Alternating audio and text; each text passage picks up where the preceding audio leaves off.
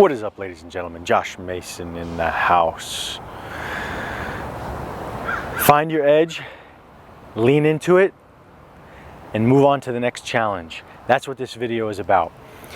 As I move forward in my spiritual journey and my ascension and clarity and, cleaning the junk and cleaning this vessel of spiritual, emotional, and physical toxicity, and just getting more grounded and centered and allowing more love to flow through me, I realized that the thing I value the most and the thing that my soul is here on this planet for is to find my edges and to lean just beyond that edge. Okay? What does the edge mean? What does it mean when someone is on their edge? We've heard the expression in movies, or we hear when someone is edgy, but what does it really mean? Well, there's a certain vibe that someone carries when they are on their edge. There's a certain flavor of their consciousness. It's like, wow, that dude's doing something a little differently. He's leaning into his edge. And what does that mean? Well, every person's edge is going to be different at a different phase in their life. At one point in time, my edge was, fighting in jiu-jitsu. And to be honest, I think that's always going to be an edge. Even though I can't train right now and I can't fight because of my back injury, jiu-jitsu is such an intense thing that it really is, especially competition, it always is an edge. And what an edge is a place where I'm scared to go, a place that terrifies me, a place that stretches my capacity. There's such this thing, the way that I'm learning human beings evolve is that we literally get stretched almost like a balloon, and it's like the more you stretch, the more you're able to stretch after that in a healthy way, similar to like stretching a muscle. The muscle will become longer. So what happens is we have these places in our life that we're scared of. We have these challenges and these things that terrify us or challenge us, or we may think that we can't handle. And so back then it was jiu-jitsu. At one point in my life, it was walking up to women on the street and talking to them and telling them that I thought they were cute and I wanted their phone number. That was terrifying for me. And to be honest, I still would get nervous today. Now, the edge has to be constructive, meaning that edge has to bring you closer to your goals, right? It would obviously be an edge to go up to someone on the street and punch them in the face, but that leaning into that edge doesn't take you any closer to your goals. So of course, you got to figure out what it is that you want in your life. What is it that you value? If it's money and women and success and it could be everything. You can want it all. Guess what?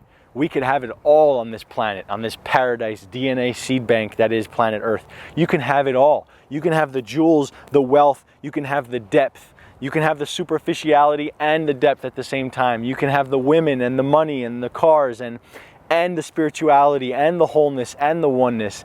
That's what this planet is all about, merging the physical with the spiritual and having a big playground here for us to master life. So figure out what it is that you want and then lean into the edges that will take you there.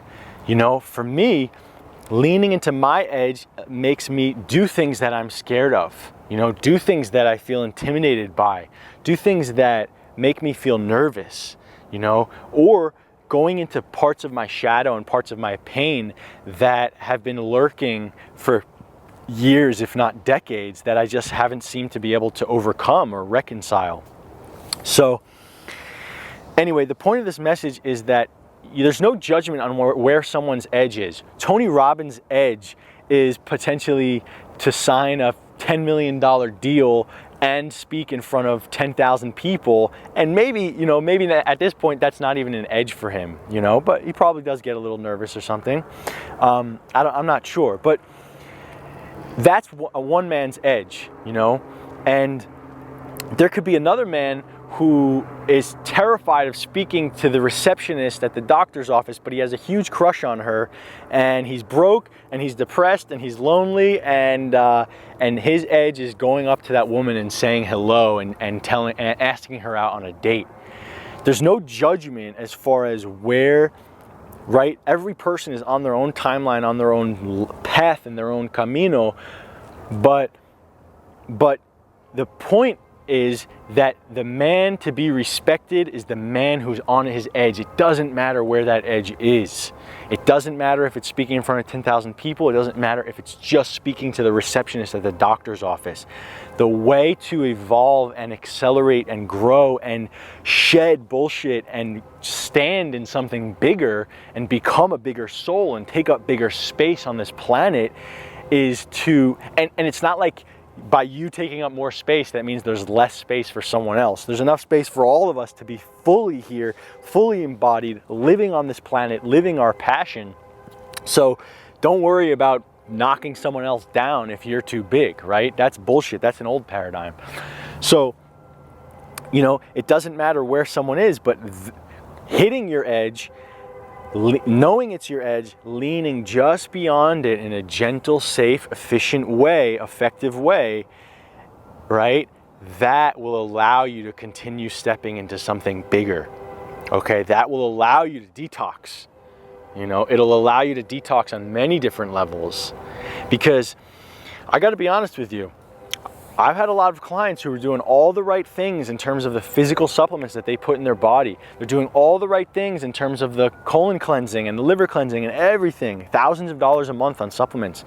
But they're living with a partner who they hate, or they're living under their mother's roof who's very toxic, or any wide variety of situations here where they're hitting this edge.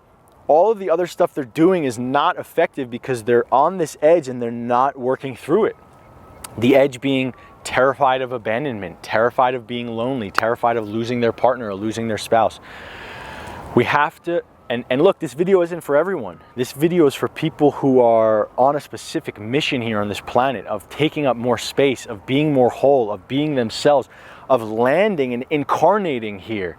Most of us are just floating around our bodies.